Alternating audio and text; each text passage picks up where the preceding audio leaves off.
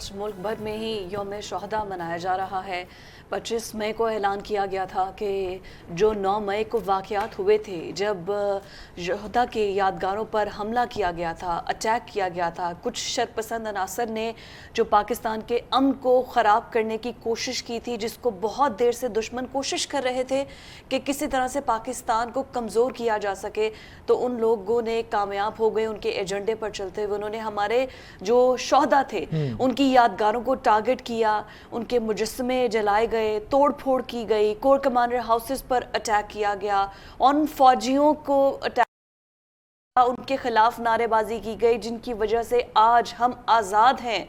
वरना हिंदुस्तान के अंदर जो मुसलमानों का हाल है हमें बताने की ज़रूरत नहीं, जो कश्मीर के अंदर मुसलमानों के साथ हो रहा है वो हमें बताने की ज़रूरत नहीं, जो फ़लस्तीन के अंदर मुसलमानों के साथ हो रहा है हमें बताने की ज़रूरत नहीं है। लेकिन हमने शायद ये ठान लिया है कि हमने खुद के दुश्मन बनना है। जी हाँ, बिल्कुल। और आज यौम तकरीम शोहदा मनाया जा रहा है। ये वो शहीद हैं जिन्होंने हमारे कल के लिए अपना आज कुर्बान किया है। ये वो शोहदा हैं जिन्होंने इस गुलशन की, इस अर्ज़े वतन की अपने खून से आबियारी की है। ये वो शोहदा हैं जिन्होंने अपने लहू से इस खूबसूरत चमन को सींचा है। और ऐसे शोहदा, जिंदा कौमों का सबसे बड़ा जो तुर्रा इम्तियाज़ होता है वो यही होता है कि कभी भी ज़िंदा अक़वाम अपने मोहसिनों को भुलाती नहीं हैं, उनकी कुर्बानियों को याद करती हैं। और ये वो शोहदा हैं फ़िदा जिन्होंने अपना सब कुछ कुर्बान किया इस मादरे वतन के लिए। तो हम सब का ये फ़र्ज़ है बतौर ज़िंदा कौम, हम इन शोहदा की ना सिर्फ कुर्बानियों को याद रखें। ये तो एक दिन है, एक सिंबॉलिक डे होता है ना, 25 मई जिस तरह यौम तकरीम शोहदा मनाया जा रहा है। इन शोहदा के दिन को मनाने का मकसद यही है कि हम अपने शोहदा को खिराज तहसीन पेश करें, अपने शोहदा की जो लाजवाल कुर्बानियाँ हैं उनको हम हमेशा याद रखें। और बेशक कोई शक नहीं है कि दुश्मन ने हमेशा से जब भी पाकिस्तान के ख़िलाफ़ कोई भी मज़मूम साजिश करने की कोशिश की है तो इन शोहदा ने अपनी कुर्बानियाँ देकर हर उस नापाक साजिश का कला कमा किया है जो इस अर्ज़े वतन की तरफ मैली आंख से देखने की कोशिश की गई है। बेशुमार मिसालें हमारे सामने मौजूद हैं। किसका दिल करता है कि वो अपने ख़ानदान को, अपने बच्चों को यतीम करके चला जाए? आपके और हमारे अमन के लिए वो फ़ौजी जवान जो कि सरहद पर खड़ा है, जो कि आपसे हमसे मीलों दूर जो गोली आती है सबसे पहले वो अपने सीने पर लेता है। किसका दिल करता है कि अपने बच्चों को बिलखता सिसकता छोड़ जाए, अपनी बेवाओं को छोड़ जाए, अपने माँ बाप को, बूढ़े माँ बाप को जिसका उन्होंने सहारा बनना है उसको छोड़ जाए, और सिर्फ हमारी हिफाजत के लिए? और उसके बाद उन्हीं शोहदा को, उन्हीं फ़ौजियों को टारगेट किया जा रहा है और उन्हीं के ख़िलाफ़ नारेबाजी की जा रही है। वो बहादुर फ़ौजी जवान जिनकी बहादुरी की तारीफ़ें दुश्मन भी करता है कि हमने ऐसे जांबाज नहीं देखे। वो कर्नल शेर खान की मैं बात कर रही थी। कर्नल शेर खान, जिसके बारे में हिंदू मेजर कहता था कि वो वाकई बहुत बहादुर शख्स था, मैंने उस जैसा बहादुर इंसान अपनी ज़िंदगी में नहीं देखा। वो MM आलम, उसके जहाज़ को आग लगा दी गई और वो सिंबॉलिक था, एक सिंबल था जिसमें हिंदुस्तान के जहाज ऐसे मिनटों में, सेकंड में उसने मार गिराए थे और उसको वो लेकर जा रहे थे अपनी सरजमीन पर कि इसे अपना बंदी बनाएंगे और इससे जो है ना वो चीज़ें उगलवाएंगे। ये मजमूम कोशिश कर रहे थे, लेकिन उन्होंने क्या, अपनी जांबाजी, अपनी मर्दानगी दिखाते हुए उनका मुकाबला किया है और उसी को हमने टारगेट किया है। और कर्नल शेर खान की बहादुरी का तो ये आलम था कि जब उनको शहीद किया गया तो जो भारतीय फ़ौजी थे उन्होंने रुका उनकी जेब में रख कर भेजा वापस उनकी जसद खाकी को। उसमें लिखा था कि इन्होंने बहुत जवां मर्दी से मुकाबला किया है तो निशान हैदर का मुस्तहिक हैं ये लोग। तो यकीनन ये शोहदा जो हैं बहादुरी का इस्तिआरा हैं, अज़्म हिम्मत की एक दास्तान है। इसी हवाले से गुज़िश्ता रोज़ भी हमने देखा कि जो वज़ीर आज़म शहबाज शरीफ हैं वो शोहदा के लवाहिकीन से मिले, उनके अहल खाना से मिले और बड़े जज्बाती मनाजिर भी थे जिस तरीके से उन्होंने उनके बच्चों को प्यार किया। और मेरा ख्याल है कि जो वज़ीर आज़म होता है, वज़ीर आज़म बाप होता है कौम का, तो जितने भी लोग हैं, अवाम हैं, वो उनके बच्चे होते हैं। और जिस तरह ये एक अच्छी काविश है कि वज़ीर आज़म ने शोहदा की इस कुर्बानियों की जो दास्तान है, शोहदा की जो कुर्बानियाँ हैं उनका ना सिर्फ पास रखा बल्कि उनके ख़ानदान के लिए वक्त निकाला, उन लोगों से मिले, उन माओं से मिले दुखी कि जिनके जवान बच्चे इस मादरे वतन पर कुर्बान हुए। जिस तरीके से आप ये फुटेज में देख सकते हैं, जिस तरीके से बूढ़ी माँ है, आप अंदाज़ा लगाएं उस कर्ब का, उस कुर्बानी का कि जिसका जवान बेटा صرف اپنے وطن کی خاطر اس مادر وطن پر قربان ہو جائے، کیا اس کا ہمت ہوگی، کیا ان کا جذبہ ہوگا۔ تو شہباز شریف صاحب بھی یہ تمام تر جب ان کے لواحقین سے شہداء کے ملے تو ان کی بھی آنکھیں نم ہو گئیں اور بڑے جذباتی مناظر بھی دیکھنے کو ملے۔ تو ہم سب اپنے ان شہداء کو نہ صرف اپنے پلیٹ فارم سے خراج تحسین پیش کرتے ہیں، بلکہ یہ وہ شہداء ہیں جن کے باعث آج ہم امن و چین سے یہاں پر موجود ہیں، اور ان شہداء کو ہمیشہ ہم نہ صرف یاد کرتے رہیں گے بلکہ ان کی قربانیوں کو بھی ہم ہمیشہ سے یاد کرتے رہیں گے۔ آگے بڑھتے ہیں، بالکل آگے ہم ذرا بڑھتے ہیں، سیاسی معاملات پر سیاسی بات، معاملات شہداء کے بارے میں ہم آگے چل کے بھی آگے ہمارے ساتھ گیسٹ بھی موجود ہوں گے شہداء کی فیملی سے، اور ہم کوشش کریں گے اس پروگرام کے ذریعے ٹریبیوٹ پیش کر سکیں ابھی۔ لیکن آگے بڑھتے ہوئے لیٹس موو فارورڈ، اور سیاسی منظرنامے اب صورتحال یہ ہے کہ سیاسی طور پر جو ایک پکچر لگائی گئی تھی 2018 میں، اب اس کے بعد کے جو آفٹر افیکٹس ہیں نا، آفٹر شاکس ہیں، مجھے لگتا ہے کہ وہ ابھی آنا سلسلہ، یہ 9 مئی اسی کی ایک کڑی تھی کہ وہ آنا شروع ہو گئے۔ لیکن بہت سے سیاسی مبصرین کہہ رہے ہیں کہ اس سے پہلے بھی ہوتا ہے، جو آج کے ولن ہیں وہ کل کے ہیروز تھے، جو کل کے ہیروز تھے وہ آج کے ولن ہیں۔ پہلے یہی لوگ جو اقتدار میں تھے وہ جیلوں میں تھے، اور پھر یہی لوگ اب اقتدار میں ہیں اور باقی لوگ جیلوں میں جا رکھے ہیں۔ لیکن پاکستان تحریک انصاف جس طرح اکٹھی ہوئی تھی، جس طرح الیکٹیبلز کو اکٹھا کیا گیا تھا کہ پاکستان تحریک انصاف، شیخ رشید کہتے تھے نا عمران خان پہلے اپنی تانگے کی سواریاں تو پوری کر لے، تو جس طرح ان کی تانگے کی سواریاں پوری کی گئی تھی، اب آئی گیس وہ اسی طرح سے ساری سواریاں اتر کے اپنی اپنی منزل پہ ہو لی ہیں۔ بالکل، اور اس کے ساتھ آج ہمارے ساتھ جو شخصیت موجود ہیں، ایک جو پولیٹیکل سیٹ اپ ہوتا ہے اس میں وزیر اعظم کے بعد جو سب سے مضبوط ترین، جو سب سے اہم ترین شخص جو ہوتا ہے وہ وزیر اعظم کا پرنسپل سیکریٹری ہوتا ہے۔ تو سابق وزیر اعظم کے سابق پرنسپل سیکریٹری فواد حسن فواد صاحب ہمارے ساتھ موجود ہیں، ان کو خوش آمدید کہتے ہیں۔ بہت شکریہ فواد صاحب، آپ کے قیمتی وقت کا نوازش ہے، جب بھی آپ کو ہم ریکویسٹ کرتے ہیں آپ ہمیں ٹائم دیتے ہیں۔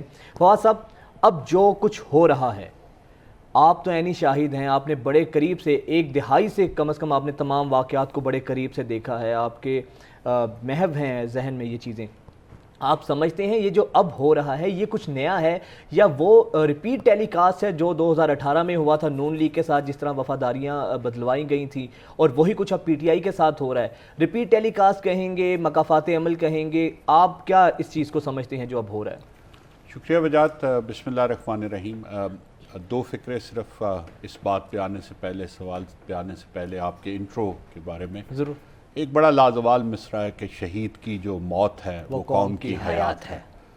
تو اگر یہ سبق ہم لوگ یاد رکھیں تو شاید یہ نوبت یہاں تک نہ پہنچے، اور پھر ہمیں یہ بھی یاد رکھنا چاہیے والدین کے نقطہ نظر سے اور بچوں کے نقطہ نظر سے کہ دیکھیے بہت کم والدین ہوتے ہیں جو یہ جرت کرتے ہیں کہ اپنی اولاد کو اس پروفیشن میں بھیج دیں جہاں پہ کسی بھی وقت موت ان کو گلے لگا سکتی ہے۔ بے شک۔ میں آپ کے سامنے بیٹھا ہوں، میں یہ اقرار کرتا ہوں آج کہ میں اپنے بیٹے کے بارے میں یہ جرت نہیں کر سکا۔ تو ہمیں بہرحال ان لوگوں کی رسپیکٹ کرنی چاہیے جو لوگ یہ جرت اور اس ہمت کا مظاہرہ کرتے ہیں، یہ وہ بنیادی بات ہے۔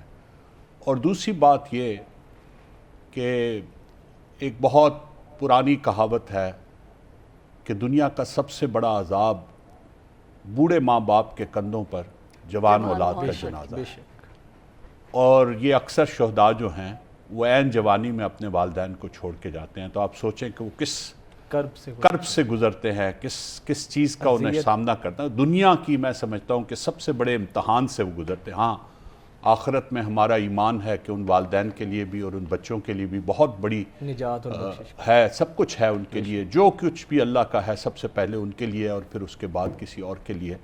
لیکن اور پھر دوسری طرف یہ تو میں نے والدین کے نقطہ نظر سے دیکھا، اب بچوں کے نقطہ نظر سے دیکھیں کسی بھی باپ کا جب سایہ کسی کے سر سے اوپر اٹھ جاتا ہے، چاہے وہ بیٹی ہو چاہے وہ بیٹا ہو، تو ہمیں اس دکھ کا احساس کرنا چاہیے کہ ایک لمبی زندگی پھر ان کے سامنے پڑی ہوتی ہے۔ تو اللہ نہ کرے کہ یہ وقت آئے، اور جن پہ آئے اللہ کرے کہ وہ سب لوگ پھلیں پھولیں، اللہ ان کو جرت استقامت کا نوازے اور وہ کریں۔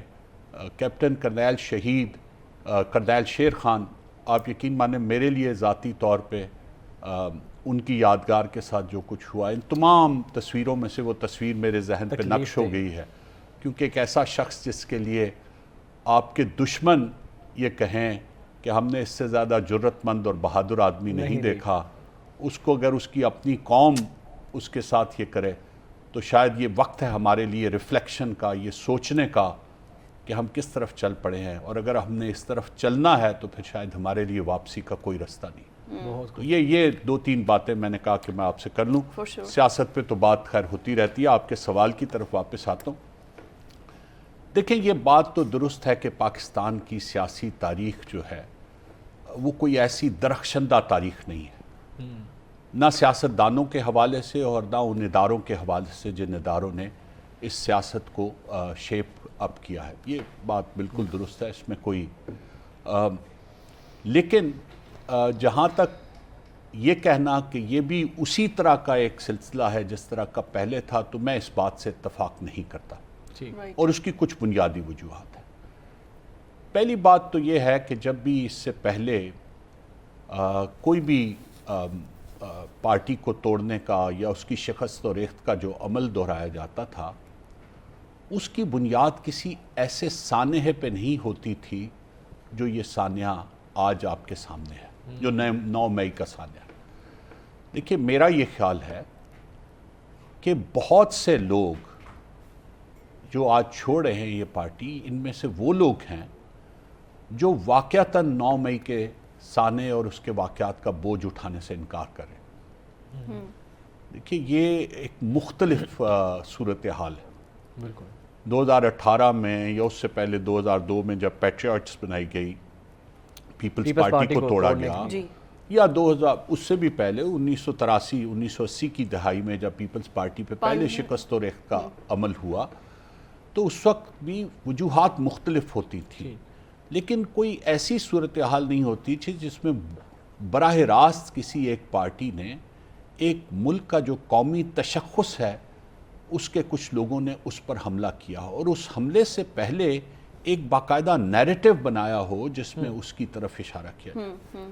میں یہ وہ غلطیاں ہیں جو اس سے پہلے کسی پارٹی نے یا کسی اور سیاسی جماعت نے نہیں کی، اور اس کا تعلق سیاست سے نہیں ہے، اس کا تعلق ایک ذہنی اپج سے ہے، ایک سوچ سے ہے۔ اور یہ بدقسمتی کی بات ہے کہ ایک سیاسی جماعت جس کو اتنی پبلک سپورٹ حاصل تھی، یہ اس بات سے انکار کرنا بیوقوفی والی بات ہے، اتنی سپورٹ حاصل تھی، اس نے بجائے یہ کہ وہ اپنی اس طاقت کا رخ جو ہے وہ تعمیری طرف رکھتی، وہ ان چیزوں کی طرف رکھتی، وہ پاکستان کی سیاست کو بہتر بناتی، وہ پاکستان کی معاشرت کو بہتر بناتی، وہ پاکستان کی معیشت کو بہتر بناتی، اس نے اپنا رخ کچھ ایسی طرف کر لیا جس سے اس پاکستان کا وجود جو ہے براہ راست اس پہ سوال۔ یہ میرے کہنے کی بات نہیں ہے، آپ کے جتنے دشمن ممالک ہیں ان کا میڈیا چیخ چیخ کر یہ کہہ رہا ہے کہ یہ خلیج کہاں سے آئی، اور یہ بڑی پرانی خواہش تھی خاص طور پہ بھارت کی کہ کوئی ایسا منظر ہم کیپچر کر سکیں، کوئی ایسا منظر دنیا کو دکھا سکیں جس میں یہ ہو کہ شاید پاکستان کے عوام جو ہیں وہ اس کی افواج کے سے اس طرح کا ان کا رویہ ہے۔ تو یہ منظر جنہوں نے فراہم کیا، ان میں اور ان تمام لوگوں میں جو اس سے پہلے اس عمل سے گزرے، ان میں کچھ جوہری فرق ہے۔ تو میں یہ سمجھتا ہوں کہ اس جوہری فرق کو ضرور ذہن میں رکھنا چاہیے۔ فواد سر، آپ کو نہیں لگتا کہ جب اے پی ایس ہوا تھا، سانحہ اے پی ایس، تب بھی پی ٹی آئی نے انارکی پھیلائی ہوئی تھی اور اس دوران دھرنا چل رہا تھا، پھر یہ انسیڈنس ہو گیا، اس کے بعد انہوں نے دھرنا ختم کر دیا 26 دن کا، ابھی بھی پی ٹی آئی 1 سال سے یہ بیانیاں بنا رہی تھی، اور اس کے بعد جا کے یہ رزلٹ ہمیں ملا ہے جو ہم نے 9 مئی کو دیکھا ہے۔ اس طرح سے یہ ایگریشن، یہ ایگریسونیس ابھی حکومت کی کہاں دیکھتے ہیں، کیا ذمہ داری ہے کہ وہ اس کو کم کر سکے، ختم کر سکے؟ دیکھیں، بات یہ کہ یہ تو ایک دنیا میں اختلاف کا حق سیاسی جماعتوں کے نہیں، عام لوگوں کے ساتھ بھی ہوتا ہے، احتجاج کا حق بھی عام لوگوں کے پاس ہوتا ہے، لیکن وہ بہرحال یہ تمام حقوق جو ہوتے ہیں وہ کچھ قیود کے بھی پابند ہوتے ہیں، اور وہ بنیادی یہ جو توازن ہے وہ بنیادی طور پہ آپ کا آئین اور آپ کے قوانین فراہم کرتے ہیں۔ تو احتجاج کا حق تو 2014 میں بھی ان کے پاس تھا اور اب بھی ان کے پاس ہے، لیکن وہ احتجاج اس طرح سے نہیں ہو سکتا جس طرح سے یہ احتجاج نے اس نے روک لیا۔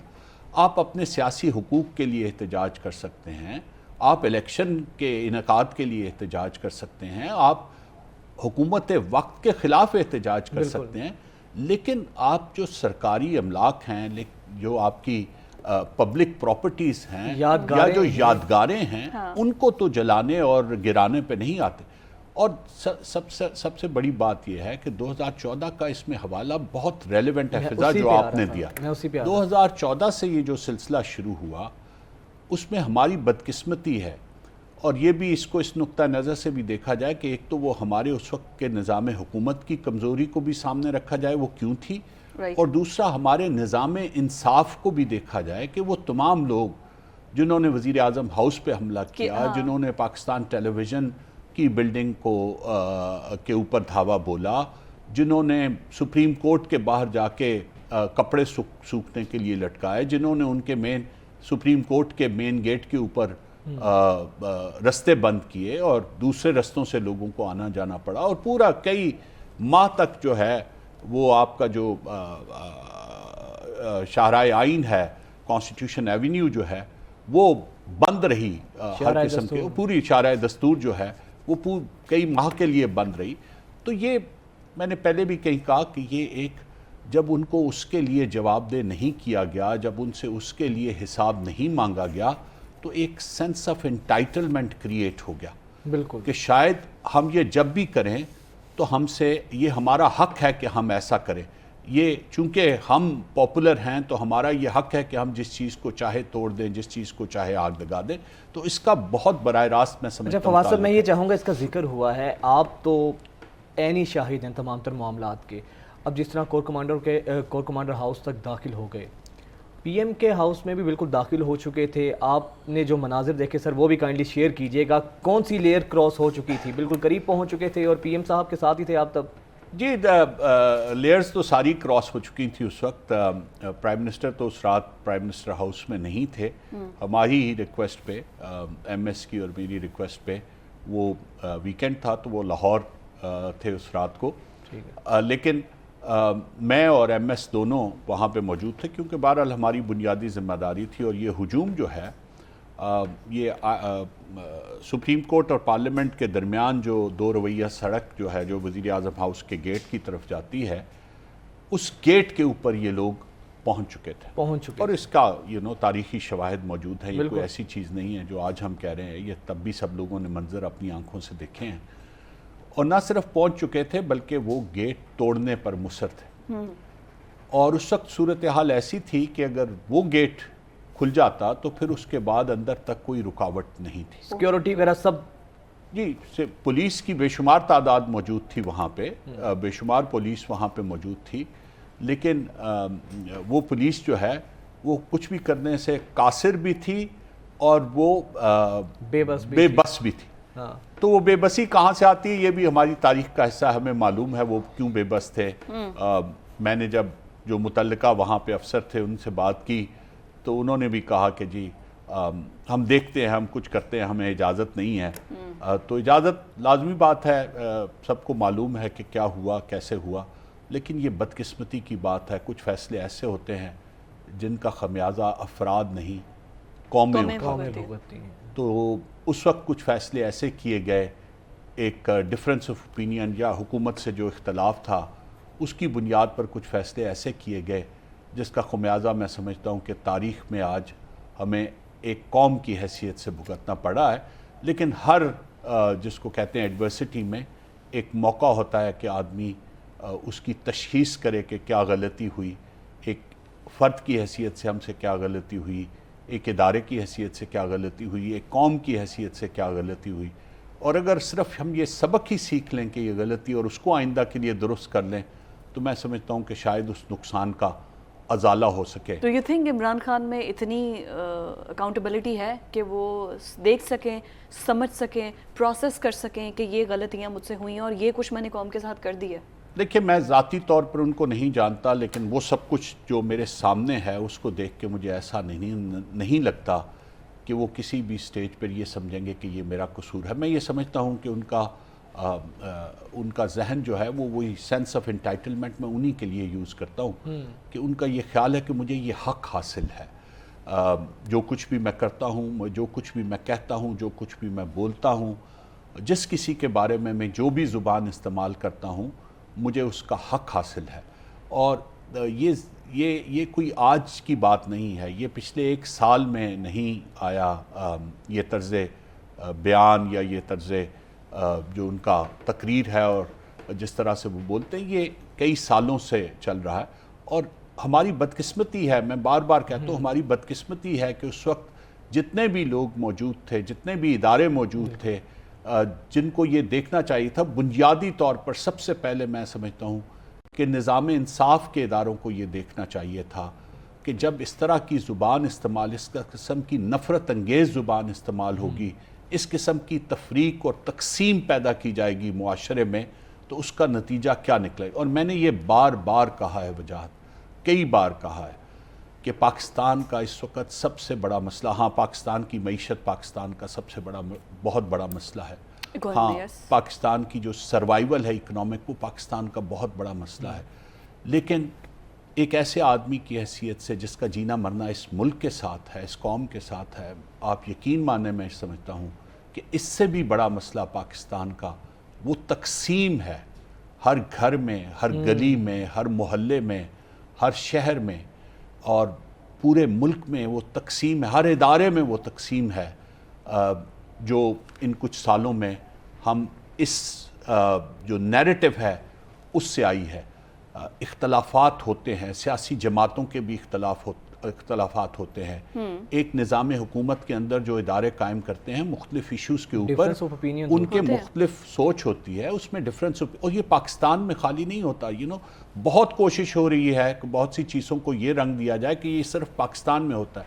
نہیں، یہ پاکستان میں نہیں ہوتا، یہ پوری دنیا میں ہوتا ہے.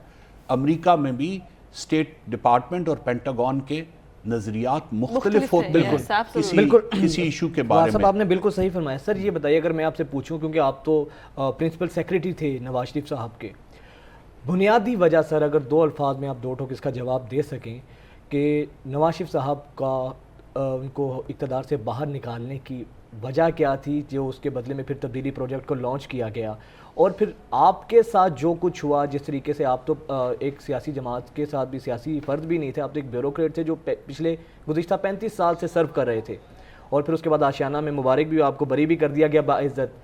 تو سر کیا کہیں گے آپ، کیا وجہ تھی نواز شریف صاحب کو بے دخل کرنے کی؟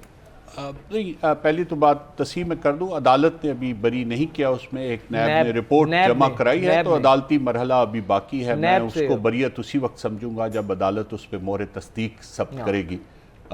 اور ویسے تو اس نظام احتساب اور نظام انصاف دونوں کی سچی بات ہے، اب کوئی حیثیت باقی نہیں رہی. اور میں سمجھتا ہوں کہ بہت زیادہ ضروری ہے کہ اس پوری چیز کو ایک قوم کی حیثیت سے ہم دوبارہ دیکھیں اور اس کی جو فالٹ لائنز ہیں ان کو درست کرنے کی کوشش کریں. کیونکہ کوئی بھی ملک، کوئی بھی قوم، کوئی بھی نظام حکومت ایک اچھے نظام احتساب کے بغیر بھی نہیں چل سکتا، اور ایک اچھے اور بے لاگ نظام انصاف کے بغیر بھی نہیں چل سکتا. تو یہ تو پہلی بنیادی بات ہوگی. دوسرا، جہاں تک یہ میری ذاتی رائے، اور یہ رائے آج نہیں ہے، یہ رائے پہلے دن سے ہے، اور یہ لیڈ اپ میں بھی تھی جب یہ چیزیں شیپ اپ ہونی شروع ہوئی تھیں 2017 اور 18 میں. اس وقت کے وزراء اعظم اور اس وقت کے جو کی لوگ ہیں، جو میرے اپنے کولیگز ہیں سول سرونٹس کے، ان کے ساتھ بھی یہ بے تحاشا مرتبہ میں نے بات کی کہ اس سب کا شاخسانہ جو ہے وہ چائنا پاکستان اکنامک کوریڈور سے سی پیک تھا. جی، میری یہ ذاتی رائے ہے، اور وہ رائے کسی مفروضے پہ مبنی نہیں ہے، وہ رائے میری کسی ہوائی پہ مبنی نہیں ہے، وہ رائے ان تمام حالات و واقعات پہ مبنی ہے جس کو میں نے اندر بیٹھ کے دیکھا. چائنا پاکستان اکنامک کوریڈور اور پاکستان اور چین کے جو بڑھتے ہوئے تعلقات تھے، وہ دنیا کی بڑی طاقتوں خصوصاً امریکہ کے لیے ایک لمحہ، جی ان کے لیے بہت ان کو کھٹک بھی رہے تھے، اور وہ بارہا اس کا اوپنلی اظہار بھی کرتے رہتے تھے. اور اس حوالے سے کوئی ایسی چیز نہیں ہے، بے شمار آپ کو میموز، جن کو میمورینڈمز ہم کہتے ہیں، ایسے مل جائیں گے جہاں پہ یہ کنسرنز کنوے ہوئے ہوں گے. تاریخ اور ریکارڈ کا حصہ ہے. بہت سی میٹنگز کے منٹس ایسے مل جائیں گے جو بہت ٹاپ آفیشلز کے درمیان ہوتی، جس میں بھی موجود تھا. جہاں پہ یہ ساری باتیں کی جاتی تھیں کہ جی چین کے ساتھ آپ کے بڑھتے ہوئے تعلقات ہمارے لیے کنسرن کا باعث ہیں. اور اس وقت یہ بھی دیکھیں کہ چائنا پاکستان اکنامک کوریڈور کی وجہ سے 150 بلین امریکہ نے ایک بڑی جوہری تبدیلی کی اپنی پالیسی میں, اور انہوں نے ہندوستان کو اس خطے کے لیے اپنا اسٹریٹجک الائے بنا لیا.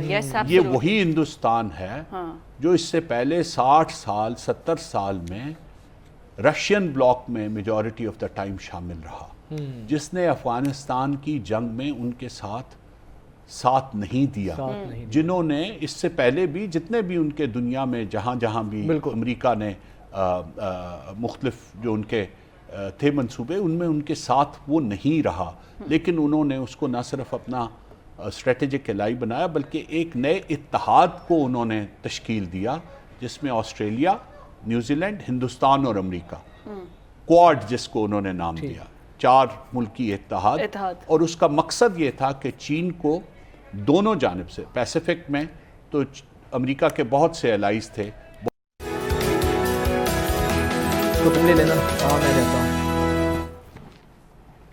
بریک میں ایک دفعہ پھر سے آپ کو بریک کے بعد خوش آمدید کہیں گے. اور آج جس طرح آپ دیکھ رہے ہیں کہ پورے ملک بھر میں یوم تکریم شہداء جو ہے وہ منایا جا رہا ہے. اس حوالے سے جی ایچ کیو میں مرکزی تقریب جاری ہے, جبکہ ملتان کور کمانڈر ہاؤس اس کے علاوہ ڈیفرنٹ ایریاز میں جو ہیں شہداء کو خراج تحسین پیش کیا جا رہا ہے. اور اس حوالے سے ملک بھر میں بھی ریلیز نکالی جائیں گی, اپنے شہداء کو خراج تحسین پیش کیا جائے گا. اور کیوں نہ کیا جائے شہداء کو خراج تحسین, کیونکہ یہی تو وہ شہداء ہیں جن کی بدولت آج ہم چین کی نیند سوتے ہیں. ان شہداء نے, جس طرح ہم نے پہلے کہا کہ اپنے خون سے اس گلشن کو سینچا ہے, ان شہداء کی قربانیوں کا ہی ثمر ہے کہ آج آپ اور میں امن کی فضا میں سانس لیتے ہیں. ان شہداء کی ہی قربانیوں کا یہ نتیجہ ہے کہ آج ہم لوگ چین سے آرام سے اپنی نیند سوتے ہیں. اور ان شہداء نے ہمارے کل کے لیے اپنا آج قربان کیا ہے.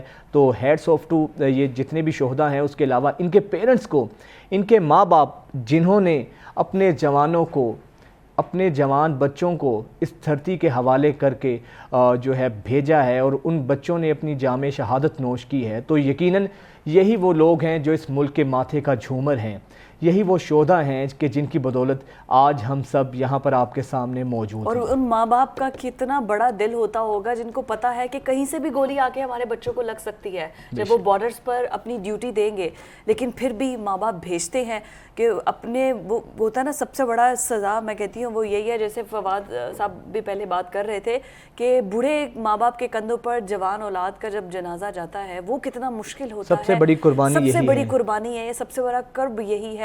لیکن پھر بھی ایسے ماں باپ کو بھی سلام ہے جو کہ اپنے بچوں کو بھیجتے ہیں ہماری حفاظت کے لیے, کہ ہم لوگ جو ہیں وہ چین کی فضا میں سانس لے سکے. شہداء کی فیملی سے ہی تعلق رکھتے ہیں ہمارے آج کے مہمان, جن کی انٹروڈکشن کی طرف میں چلتی ہوں. قاضی وقار صاحب کے ان کے بھائی ہمارے ساتھ موجود ہیں, قاضی جواد اکرام شہید, ان کی والدہ بھی ہمارے ساتھ موجود ہیں. قاضی جواد اکرام شہید کے بھائی قاضی وقار ہمارے ساتھ موجود ہیں. اس کے علاوہ آپ یہ صرف اس خاندان نے صرف ایک شہید شامل نہیں ہے, ان کے فیملی سے جو شہداء کی تعداد ہے وہ 1 سے زیادہ ہے. تو لیفٹیننٹ کرنل ساجد مشتاق شہید صاحب جو کہ ان کے بردر ان لا ہیں, وہ بھی اسی فیملی سے تعلق رکھتے ہیں. تو مطلب یہ بھی شہداء کی فیملی ہے جو کہ اپنے خون کی آبیاری سے آپ کی, ہماری اس پاکستان کی حفاظت کرتے ہیں. تو سب سے پہلے تو سلام آپ جیسی ماؤں کو جو کہ اتنے بہادر بیٹے پیدا کرتی ہیں اور اس کے بعد اتنا بڑا دل رکھتی ہیں کہ ان کو اپنے سے دور بھیجیں, اور اس کے بعد وہ بارڈر پر ہماری سیکیورٹی کے لیے موجود ہوں. سب سے پہلے تو آپ جیسی والدہ کو بہت سا سلام, بہت سی دعائیں, اللہ تعالیٰ آپ کے لیے مزید آسانیاں پیدا کرے. کیسا محسوس کرتی ہیں آپ کارگل کے وار میں, جس طرح سے جس جواں مردی سے آپ کے بیٹے نے مقابلہ کیا, جس جواں مردی سے آپ کے بیٹے نے دشمن کو ناکو چنے جوائے جام شہادت نوش کیا, وہ جذبہ کیا ہے ہم یہ جاننا چاہتے ہیں, کیونکہ ہمارے تو سوچ کے جو ہے رونگٹے کھڑے ہو جاتے ہیں. تو وہ کیا ماں کا جذبہ تھا جس نے اپنے جوان بیٹے کو خود اپنے ہاتھوں سے تیار کر کے سرحد پر بھیجا حفاظت کے لیے؟ جی, میں سب سے پہلے تو آپ سب کا شکریہ کہ آپ ہمیں بلاتے ہیں, یاد کرتے ہیں. مجھے پتر اپنے بیٹے پہ, دونوں بیٹوں پہ بہت فخر ہے. آج مجھے شروع سے آرمی بڑی پسند تھی اور مجھے خواہش تھی کہ میرا بچے آرمی میں جائے, تو میں نے اپنے شوق سے بھیجا, سارا کچھ کیا. मैंने कहा आर्मी की लाइफ जो है ना इसके अलावा कोई लाइफ है ही नहीं, है तो आर्मी में। बहरहाल वो चला गया, PMA में गया, DPS पढ़ा हुआ, division public school model town से, स्कॉलरशिप होल्डर था। उसके बाद गवर्नमेंट कॉलेज से FSC किया उसने, अच्छा, गवर्नमेंट कॉलेज यूनिवर्सिटी से FSC किया, उधर भी स्कॉलरशिप होल्डर रहा। उसके बाद वो PMA चला गया। तो ज़ाहिर बात है शौक़ तो मेरा बहुत था, लेकिन ऐसे माँ अगर मैं सोचूं ना तो मतलब दिल को, अब माँ की फीलिंग्स को कोई समझ नहीं सकता। कि चाहती भी है कि बच्चे तरक्की करें और ये भी चाहती है कि नज़रों से उछल ना हो। लेकिन वो अल्लाह का शुक्र, अल्लाह ने बड़ा हौसला दिया मुझे भी, मेरे हस्बैंड को भी। वो चला गया खैर से PMA, वहाँ भी थ्रू आउट वो स्कॉलरशिप होल्डर रहा।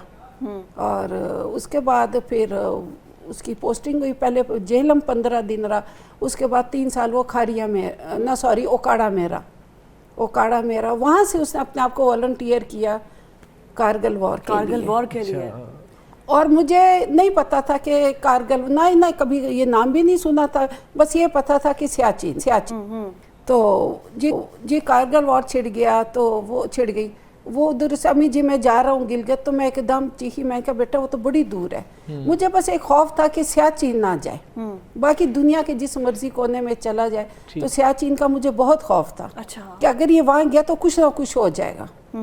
अच्छा, ये जो आप वालिद साहब थे काजी जवाद इकराम के, उन्होंने ख्वाब भी देखी थी? उन्होंने बिल्कुल ख्वाब में देखी थी, मस्जिद नबवी में वो बैठे हुए हैं, तो सब्ज़ उन्होंने पहने हुए, पगड़ी पहनी हुई है, और वो मतलब इस तरह के वो ख्वाब आए, मैंने ख्वाब देखे उस तरह के जिस तरह जवाद है। अच्छा, ये आया हुआ था लास्ट PA लीव थी उसकी ना, PA में लास्ट छुट्टी पे आया हुआ था, मई का महीना था, मई का पूरा महीना उसने गुजारा। तो रात को उसकी आदत ही आता था ना, तो अपने वाली साहब के साथ सोता था, तो मैं बच्चियों के कमरों में चली जाती थी।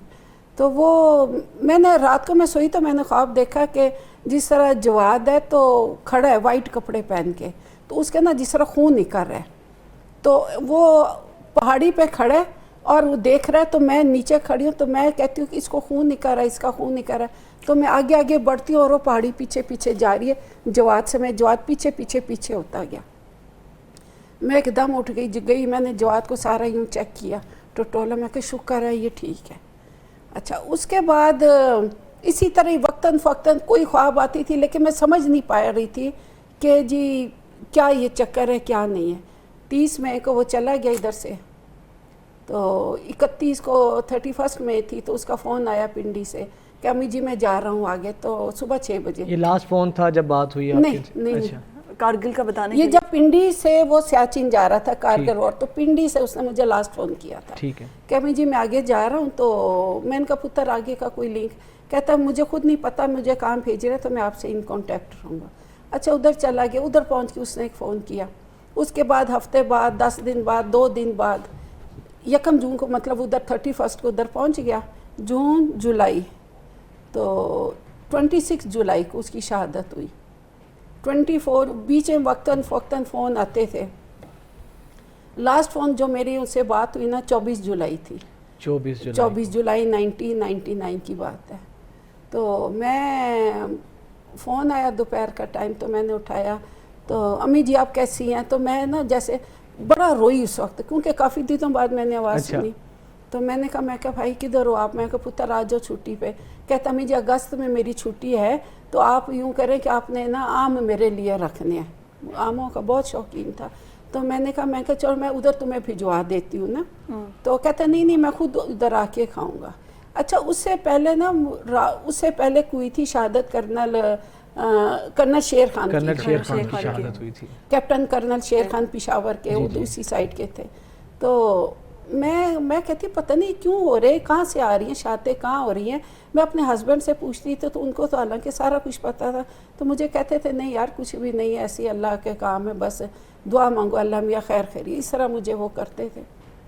तो बस लास्ट फ़ोन उसका आया 24 जुलाई को। उसके बाद 25 गुजर गई, 26 को मैं बैठी हुई थी असर की नमाज़ पढ़ के, तो मुझे फ़ोन आया GHQ से। तो उन्होंने कहा जी आप कौन बोल रही है? मैं कहा जी मैं कैप्टन जवाद की अम्मी बोल रही हूँ। जी मैं GHQ से, कोई कर्नल साहब थे। तो वो जी आप देखें आप बड़ी बहादुर है, جو فوجی آفیسرس ہوتے ہیں ان کی مائیں بڑی بہادر ہوتی ہیں. جب انہوں نے اس طرح ایک دو باتیں کی تو میں ایک دم چیخے, میں کہا کرنل صاحب جواد کہاں ہے؟ تو کہتے ہیں جی آپ بڑی حوصلے والی, آپ میری بہن ہیں. میں کہ کرنل صاحب مجھے بتائیں جواد کہاں ہے؟ کیونکہ وہ کیپٹن کرنل شیر خان کی خبر سنی اور ادھر ادھر سے آ رہے تھے میرے ذہن میں, اور میرے اندر کی بے چینی مجھے نہیں چین لینے دے رہی تھی کہ مجھے ایسا فیل ہوتا تھا کہ سب کچھ ٹھیک ہے, گھر بھی ٹھیک چل رہا ہے, بچے بھی یونیورسٹی کالج جا رہے ہیں, سارے بچیاں بھی جا رہی, لیکن یہ میرے اندر کی بے چینی کیا ہے؟ آپ یقین کریں میں بیٹھی بیٹھی نا ایک دم نکل کے گیٹ پہ جا کے کھڑی ہوتی تھی کہ پتہ نہیں کیا چیز ہے جو مجھے چین نہیں تھا. دل گھبرا رہا ہے, بے چینی اندر, بس ایسے تھا کہ کوئی چیز میرے اندر سے نکل رہی ہے, سمجھ نہ آئے. اچھا میں نے ان کرنے صاحب کو کہا, میں نے کہا جواد کی طرح, کہتے جی اس کو شیل لگے ہیں, انہوں نے شہادت کا نہیں بتایا مجھے, تو وہ زخمی ہیں. بس اس کے بعد مجھے کوئی سمجھ نہ آئی.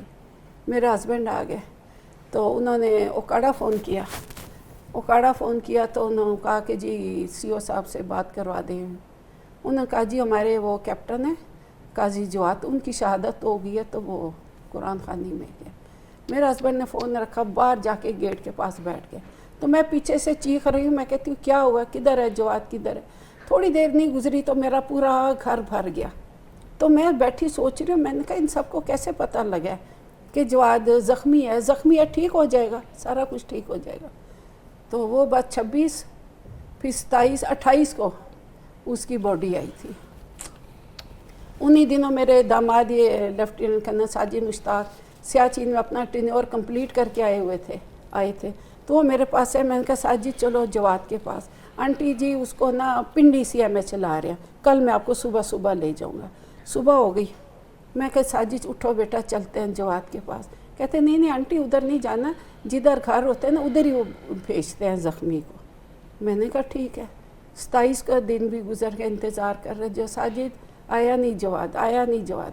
28 کو مجھے خیر انہوں نے بتا دیا, پھر 28 کو اس کی آئی باڈی ادھر صبح 10 بجے. پھر ہمارے گھر کے پاس گارڈن ٹاؤن میں ہماری رہائش ہے, ادھر ہی. یقیناً ماں جی آپ تو استقامت کا کوہ گراں ہیں کہ جس ماں نے اپنا جوان بیٹا اس دھرتی کے سپرد کیا ہو تو آپ لوگوں کو تو اللہ ہی اجر دے گا یقیناً. اور جو شہید کی آپ ماں ہیں, ایک بیٹا آپ نے کھویا ہے, کتنے لوگ آپ کے بیٹے بنے ہیں, ہم سب آپ کے بیٹے ہیں. اور یقیناً جواد انشاءاللہ روز قیامت بھی آپ کے لیے جنت کا ضامن بنے گا. آپ تو ان کے بھائی ہیں, میں دیکھ رہا ہوں کہ آپ کی والدہ سے بات مطلب فطری ہے, بھائی تو بھائی کی طاقت ہوتے ہیں. تو آپ ذرا بتائیے گا قاضی وقار صاحب کے جواد کی عادات کس طریقے تھیں, ان کی بھائیوں سے کیسا تعلق تھا؟ بھائی تو بہنیں اور بھائی تو ایک دوسرے کے دکھ سکھ کے ساتھی ہیں, بھائی تو ہمراز بھی ہوتے ہیں, کرائم پارٹنر بھی ہوتے ہیں, ایک دوسرے کے دکھ سکھ کے ساتھی, پارٹنر ہوتے ہیں, بدتمیزیوں کے, شرارتوں کے, بالکل ہر چیز کا ظاہر ہے. بہن بھائی کا بھائی سے بڑھ کر تو کوئی دوست بھی نہیں ہوتا, قلبت جلبت کے ساتھی ہوتے ہیں. تو کیپٹن جواد کا آپ کے ساتھ ریلیشن؟ ہم لوگ 6 بہن بھائی, تو I am the youngest one, سب سے چھوٹا میں. بڑی بہن پھر بھائی, پھر 3 بہنیں, پھر میں. تو بھائی تو ماشاء اللہ سے تھرو آؤٹ اسکالرشپ ہولڈر, اور میں تو نالائق ترین بچہ, جس طرح ہوتا ہے نا کہ گھر میں ایک ہوتا ضرور ہے جو ڈنڈے کے دور پہ چلتا, وہ میں تھا کہ جو وہ سارے کام ہونا, پیپرز, اسکول, یعنی کہ میں ماں باپ کی دعاؤں کے بعد اور ان کی محنت کے بعد جو جس اسٹیج پر میں ہوں وہ بھائی کی وجہ سے میں ہوں, کہ انہوں نے جس طرح مجھے لے کے چلے ساتھ, اور ایک ایک چیز انہوں نے سمجھانی, کیا اچھی چیز ہے, کیا بری چیز ہے. اس ٹائم پہ تو یہ تھی نا کہ صرف ایک دو چینلز ہونے اور لمیٹڈ سوچ ہوتی تھی, لمیٹڈ چیزیں ہوتی تھی. اب تو آج کل تو ماشاء اللہ سے بچوں کو تو ایک ایک چیز سمجھانی پڑتی ہے نا بیٹے کہ کیا اچھا کیا. اس ٹائم پہ to the focus, to the point بات ہوتی تھی, اور فوکس ہو کے تو باتیں ہوتی تھی ساری چیزیں. تو ہمارا آپس میں ڈیسائیڈ ہوا, تو میرا بھائی کا کہ میں نے آرمی میں جانا ہے اور بھائی نے میڈیکل میں جانا, انہوں نے ڈاکٹر بننا. اچھا, آرمی میں آپ کا جانے کا ڈیسائیڈ ہوا؟ جی میرا تھا. ہم لوگ آپس میں تھے نا, کہ میرا شروع سے شوق تھا. پہلے تو یہ ہوتا تھا کہ جو بچہ نہیں پڑھتا ہے نا اس کو فوج میں بھیج دو, سیدھا ہو جائے گا, آپ پہ سیدھا ہو جائے گا, سیدھا کر دیں گے. تو بھائی ماشاء اللہ سے تھرو آؤٹ اسکالرشپ ہولڈر, اور وہ جس طرح ان کو ملنا, اور سارے جس طرح ان کی پوزیشنز آنی. 8 کے بورڈ میں ان کی through out Punjab 3rd position تھی, برانز میڈل ملا ان کو, میٹرک میں ان کو ملا اسکالرشپ. تو بس لیکن اللہ تعالیٰ کو کچھ اور منظور تھا. وہ جب میڈیکل میں کچھ چند نمبر سے بھائی کا ایڈمیشن نہیں ہوا, انہوں نے ادھر آرمی میں اپلائی کیا, تو وہ یہ رتبہ ملنا تھا اصل میں. تو وہ راستے خود بہت بنتے گئے اور ساری چیزیں ہو گئیں. اور میں by profession I am advocate, تو یہ میرے والد صاحب اللہ بخشے ان کی تھی کہ جی میں وکالت کی طرف آؤں اور باقی یہ چیزیں. جہاں تک آپ نے پوچھا بھائی کا، آپ کو بھی پتہ ہے کہ بھائیوں کے کیا بانڈنگ ہوتی ہے، کیا کس طرح ہوتے ہیں، کہ کس طرح رہتے ہیں، کس طرح ساری چیزیں. اور بس ابھی میں ایک اور بھی جگہ پہ بتا رہا تھا کہ بھائی کے ابھی جولائی میں 24 ایئرز ہو جائیں گے شہادت کو، 99 سے آج تک. ٹھیک ہے. تو لوگ بڑے آرام سے کہتے ہیں اچھا 24 سال ہو گئے، ٹائم کا پتہ ہی نہیں چلا. تو وہ ان سے پوچھے نا کہ جن کے جاتے ہیں ان کے ساتھ کیا گزرتے ہیں. بے شک ان کے ساتھ کیا گزرتے. ماں جی آپ سے میں یہ جاننا چاہوں گا کہ شہید 99 بے شک ایک بہت بڑا عرصہ گزر چکا ہے، لیکن دکھ درد غم تو آج بھی تازہ ہیں. وہ تو یقیناً وہ تو پتر کم نہیں ہو سکتا، وہ تو کم نہیں ہو سکتا. وہ تو میں آپ کو بتاؤں کہ جیسے جیسے ٹائم گزرتا جاتا ہے نا، زیادہ فیلنگز آتی ہیں، زیادہ یاد آتا ہے. زیادہ یاد ہے. جب جواد کی شہادت ہوئی ان دنوں میری بیٹی مبین کی منگنی ہوئی تھی کرنل ساجد سے. ساجد بھی اس وقت کیپٹن تھے جی. تو یہ اپنا ٹینیور کمپلیٹ کر کے سیاچن سے آ گئے تھے. تو اس کے بعد مطلب کوئی 6-8 مہینے بعد ان کی خیر شادی کر دی. تو اب میں یہ کہتی ہوں کہ جب جواد کی شہادت ہوئی نا، اس کے بعد ساجد نے آنا نا، تو ہمیں ایسا لگتا تھا کہ جیسے جواد آ گیا. وہی آتے ویسے ہی مطلب آرمی کے وہ بھی آرمی کے. اور دوسری بات یہ کہ پروٹوکول سے اللہ کا شکر ہے داماد میرے ماشاءاللہ سارے بڑے اچھے ہیں. تو کوئی ایک چیز تھی جو ساجد میں بھی کہ جو جواد سے مطلب بڑی ریزیمبلنس تھی دونوں کی. ہمارے لیے بڑی خوشی کا مقام ہوتا تھا. میری جواد کی جھلک آپ کو نظر آتی تھی، اور وہ بھی ماشاءاللہ اتنا فرشتہ صفت انسان. اس نے بیٹھ جانا، آنٹی ایسی بات ہے، انکل ایسی بات ہے، بالکل چھوٹی چھوٹی باتیں کرنا، بڑی سے بڑی بات مطلب حال حوال جس کو ہم کہتے ہیں وہ کرنا. تو میری بیٹی کے ساتھ اس کا 14 سال رہا مطلب. اور اس کے بعد انہیں بھی اللہ تعالیٰ نے اللہ شہادت کا تعالیٰ رتبہ نے نصیب اس کر کو دیا. بھی شہادت کا رتبہ جو 9 مئی کو جو واقعہ ہوا میں ہے. سوری بات آپ یہ دیکھیں کہ جس طرح والدہ بتا رہے ہیں کہ بھائی کے بعد ساجد بھائی کا تھا. تو جب ساجد بھائی کی شہادت ہوئی تو 2.5 مہینے کے بعد میرے فادر کی ڈیتھ ہو گئی تھی. کہ وہ جو ایک چیز تھی وہ چیز کو نہیں برداشت کی. کہ بھائی کے بعد تو اللہ تعالیٰ نے حوصلہ صبر دیا تمام ہم بہنوں. داماد بھی بیٹا ہی ہوتا ہے، بیٹوں سے بھی بڑا. اور جب وہ نا تو بیٹی کا آپا کا نام مبین، تو وہ مبین اور بچوں کا کیا ہوگا، دل پہ نہ ہاتھ مارے جائے، مبین اور بچوں کا کیا ہوگا. ودن 2.5 months آپ وہ کہتے ہیں نا کہ سنے ہوگے کہ اپنے ہاتھوں سے ایک بندے نے اپنے ہاتھوں میں جان دے دی. لٹرلی میرے ہاتھوں میں میرے فادر نے جان دیا، میں کچھ کر نہیں سکا. اور وہ بس اللہ تعالیٰ کے کام ہے، اس میں بندہ کچھ نہیں کر سکتا. بے شک یہ اللہ تعالیٰ کے کام ہے. ماں جی شہداء وہ تو کسی بھی قوم کا فخر ہوتے ہیں، اور اس قوم سے بڑھ کر کوئی قوم محسن کچھ نہیں ہوتی جو اپنے شہداء کی قربانیوں کو بھلا دے یا ان کا ادب نہ کرے. اب ہم نے چند دن پہلے دیکھا 9 مئی کو آپ کے سامنے جو کچھ ہوا. کرنل شیر خان کا بھی آپ نے بھی ذکر کیا، کارگل کے شہید، وہ بھی اسی ٹینیور میں شہید ہوئے. دشمن نے جن کی تعریف کی، جن کی بہادری کی، دشمن نے اعتراف کیا. تو جس طریقے سے اس دن شہداء کو جس طریقے سے ان کے ساتھ بھی بدتمیزی کی گئی، ایک سیاسی اختلاف رکھیں آپ، تو آپ کا تو ہمارے تو جذبات ہیں، آپ لوگوں کی ایفیلیشن زیادہ ہے، آپ لوگ تو شہداء کے وارث ہیں، آپ لوگ تو شہداء کے جو ہے نا ان کے والدین ہیں. تو آپ نے کیسا محسوس کیا، کتنا کرب سے آپ لوگ گزرے؟ بیٹا بہت زیادہ کرب محسوس ہوا. آپ یقین کریں کہ مطلب ایک چیز کی ہم سوچ بھی نہیں سکتے. ٹھیک ہے اختلافات ہوتے ہیں، گھروں میں بھی ہوتے ہیں، ماں بیٹے میں ہوتے ہیں، میاں بیوی میں اختلافات ظاہر ہے، جیتے جاگتے سب کچھ ہوتا ہے. لیکن مطلب اتنا ہائٹ پہ جا کے، اور وہ بچے وہ شہداء کہ جنہوں نے اپنی جانیں قربان کی، جنہوں نے پیچھے مڑ کے جس دن وہ پی ایم اے میں حلف اٹھاتے ہیں نا، وہ یہ نہیں سوچتے کہ میرے پیچھے میری ماں بیٹھی، میرا باپ بیٹھا ہے، اور یا میرے بہن بھائی، کچھ بھی نہیں. ٹوٹلی وہ اپنے آپ کو کر دیتے ہیں ڈیووٹ ملک کے لیے، پاکستان کے لیے. تو جب ایسے بچے کہ جب ایک شہید، مجھے پتا ہے کہ جب میرا بیٹا شہید ہوا آیا گھر، تو ہم کیسے کہ مطلب پوری فیملی ہماری بکھر گئی.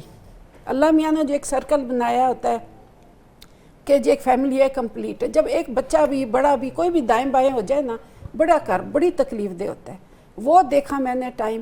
پھر جب میرے جوان داماد کی شہادت ہوئی، میں بیٹی کا دکھ آج تک میرے اندر جو دکھ ہے نا بیٹی ہے، معصوم بچے چھوٹے چھوٹے، میں نے وہ کر بھی دیکھا کہ دیکھیں ہمارے شہداء یہ نہیں دیکھتے ہمارے پیچھے بیوی بچے بھی ہیں، ہمارے ماں باپ ہے، تو ہم نہ جنگ میں حصہ لے، ہم پیچھے ہٹ جائیں. لیکن نہیں، हमारे बच्चों ने तो, मेरे बेटे ने खुद वॉलंटियर वहाँ पे खिदमत बहादुर अपनी पेश बच्चे, की। दामाद मेरा माशाल्लाह बहादुर, थ्रू आउट मेरे दामाद बॉर्डर्स पे रहा।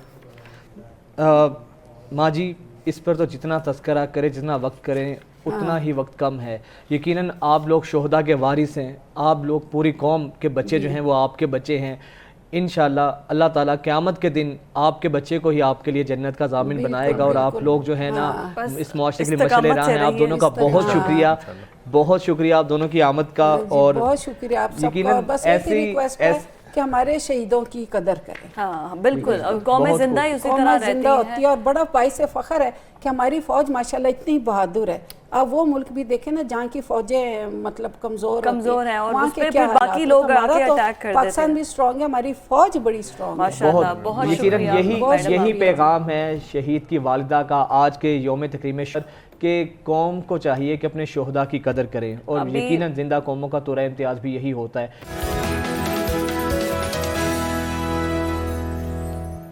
ब्रेक के बाद कुछ बात करते हैं कि पाकिस्तान की जो इस वक्त सूरत हाल है, हमें मुआशी तौर पर कितना नुकसान है ये सब जानते हैं। IMF से हमें किस्त मिल नहीं रही, चाइना पे हमारी नज़रें मरकूज़ है कि चाइना शायद इस पेचीदा सूरत हाल से हमें बाहर निकाल दे, लेकिन बहैसियत कौम हम खुद क्या कर रहे हैं, हमारी गवर्नमेंट खुद क्या कर रही है? या तो हम कर्ज का इंतज़ार कर रहे हैं, या हम किसी से कोई किस्त मिलने का इंतज़ार कर रहे हैं, या हम बाहर से चंदा इकट्ठा कर रहे हैं कि पाकिस्तान को चलाना है। लेकिन ये इकॉनमी, इसको किस तरह से स्टेबलाइज किया जा सकता है, किस तरह से हमारी जो एक्सपोर्ट्स हैं उनको बढ़ाया जा सकता है, इंपोर्ट्स को कम किया जा सकता है, इस तरफ किसी की तवज्जो नहीं है। बिल्कुल। और अपनी ज़ाहिरी बात है कि किसी भी मुल्क की इकॉनमी में जो आपकी बरामदात होती हैं उनकी बहुत ज़्यादा कंट्रीब्यूशन होती है। अपनी एक्सपोर्ट्स को हम बढ़ा कैसे सकते हैं, इसी पर बात करने के लिए आज हमारे साथ स्टूडियो में मौजूद हैं chairman young exporter association Shoaib Batalvi साहब। बहुत शुक्रिया बटालवी साहब आपके वक्त का। अच्छा बटालवी साहब, बरामदात किसी भी मुल्क की जो मईशत है उसका बुनियादी जुज़्व होती हैं। हमारी एक्सपोर्ट क्यों दिन ब दिन कम हो रही हैं, कैसे हम इसको इंक्रीज़ कर सकते हैं? बिस्मिल्लाहिर्रहमानिर्रहीम। बहुत शुक्रिया आपने अपने प्लेटफॉर्म पे मुझे मौका दिया। हमारी एक्सपोर्ट में सबसे बड़ी प्रॉब्लम जो चल रही है अभी वो एक्सपोर्टर्स के इश्यूज़ हैं। एक्सपोर्टर्स के 15 डिपार्टमेंट्स मिल के एक्सपोर्ट को फिजिबल बनाते हैं, जिसमें आपका FBR है जो रजिस्ट्रेशन करता है, जिसमें आपकी क्वारंटाइन डिपार्टमेंट है जो वेजिटेबल फ्रूट्स पेरिशेबल गुड्स को देखता है, जिसमें ANF डिपार्टमेंट है आपका, उसके बाद बैंक्स हैं, एम्बेसीज़ हैं, इसी तरह से पोर्ट्स हैं, शिपिंग लाइंस हैं, एयरलाइंस हैं, कस्टम स्टाफ है। ये सारे मिलके एक्सपोर्ट को फिजिबल जी सारे मिलके एक्सपोर्ट को फिजिबल बनाते हैं। तो एक्सपोर्टर को एक तो बड़ी वजह ये है एक्सपोर्ट कम होने की कि हमारे यहाँ पे कोई एक डिपार्टमेंट ही नहीं है एक्सपोर्ट का कि जो एक्सपोर्ट को देखे। इंडिया बांग्लादेश में एक्सपोर्टर की एक वैल्यू है, वहाँ पे क्लासेस दी जाती हैं। अगर बैंक्स में आपके लोग बैठे हुए हैं, वहाँ पे भी बैंक्स में एक्सपर्ट लोग बैठे हुए हैं जिनके पास एक्सपोर्ट का एक्सपीरियंस है। इसी तरह से कस्टम में लोग बैठे हैं तो वो भी एक्सपर्ट बैठे हैं, ANF में बैठे हैं तो वो भी एक्सपर्ट हैं। इसी तरह से आप बांग्लादेश की देख लें, दिन ब दिन एक्सपोर्ट्स हमसे बहुत ज़्यादा बढ़ती जा रही है। हमारे पास यहाँ पे कोई उसका डिपार्टमेंट होना चाहिए, कोई जिसके एक प्लेटफॉर्म होना चाहिए जहाँ पे एक्सपोर्टर्स जाके अपनी गाइडलाइन ले सकें। अच्छा, अमेंडमेंट्स बिल्कुल ठीक है, गवर्नेंस लेवल पे होना चाहिए। पर व्हाट यू थिंक, ऐसी कौन सी चीज़ें हैं जो बाकी दुनिया से पाकिस्तान की वर्ल्ड क्लास हैं जिनको हम एक्सपोर्ट करके मज़ीद रेवेन्यू कमा सकते हैं? अभी जैसे मैंगो सीज़न चल रहा है, हमारी जो है मैंगो जो है पूरी दुनिया में माना जाता है। पाकिस्तान का एक शोएब कदा कलामे की माजरत, इस वक्त